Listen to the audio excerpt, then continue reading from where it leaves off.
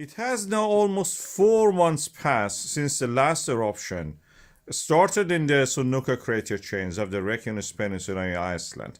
We have now 14 million cubic meters of the magma.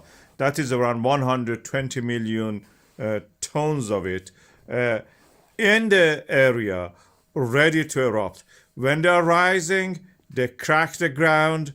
The cracks create earthquakes, the fractures. And this is the numbers of them you can see here. And this is the magnitude of them. They're quite volcanic in nature.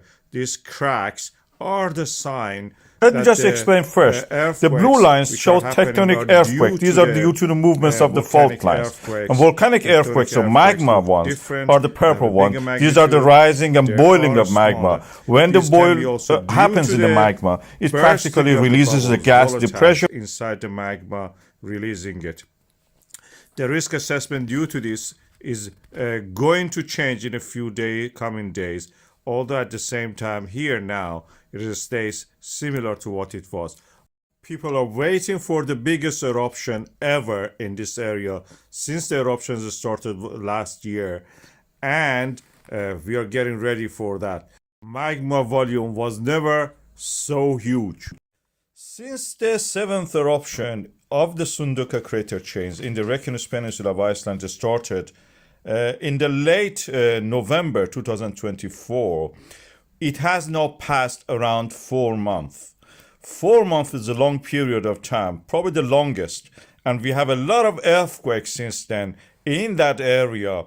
The earthquakes are concentrated in clusters that you can see here near the Sundhnúk and to the north of it.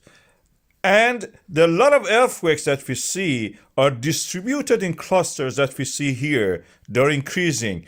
And the magnitude of them also has accordingly changed over time. You can see in the next bar chart, which you see the in the green lights, these are definitely defining a series of the increase in the magnitude around the time of the eruption. In November we had it, and now we are having it around from February to March now. These tremors make the magma, which is a non-Newtonian fluid, to flow, something like ketchup. And when the flow happens, we see the evidence in the GPS data in the form of the fall and rise of the ground. This is the GPS data. It measures the distance between the ground and the satellite. And by that, we can see how much the land has risen due to the accumulation of the magma. We are seeing this. If I want to show it in a cartoon form, this is what is happening. It swells up, then it spreads. It creates practically seals. It's wasted practically. It's not contributing to the eruption. The rise and fall of the ground due to the magma accumulation creates this effect. And that is the reason the time between the last eruption and this eruption has been so long. So far, the longest. Almost 4 months now is passed.